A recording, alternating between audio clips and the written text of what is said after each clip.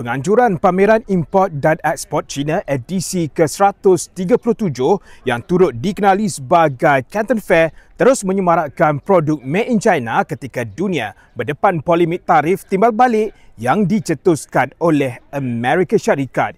Ia juga selari dengan komitmen China dalam menangani ancaman tersebut dengan mencari pendekatan yang lebih inklusif dan strategik.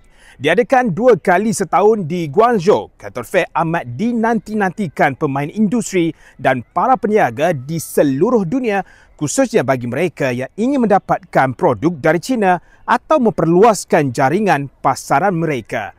Anjuran Kementerian Perdagangan China dan Kerajaan Wilayah Guangdong serta Pusat Perdagangan Luar China, Canton Fair pada kali ini membawa mesej yang sangat jelas bahawa ekonomi global dan perdagangan antarabangsa seharusnya saling menguntungkan tanpa menyebelahi setengah pihak sahaja.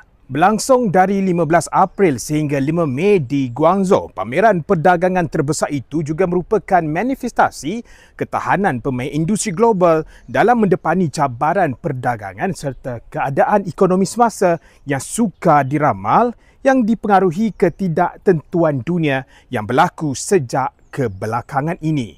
Menghimpunkan lebih 30,000 syarikat tempatan dan kira-kira 200,000 pembeli potensi luar negara. Canton Fair terbagi kepada 3 fasa merangkumi pelbagai segmen barangan seperti elektrik dan elektronik atau E&E, pembuatan kenderaan selain perhiasan rumah dan bermacam-macam lagi.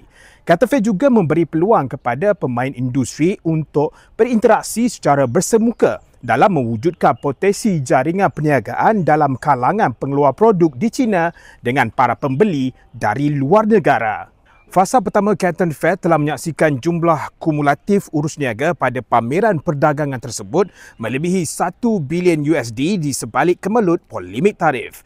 Canton Fair kali ini turut menyaksikan peningkatan ketara membabitkan pesanan dalam kalangan pembeli negara-negara Asia, Afrika dan Eropah.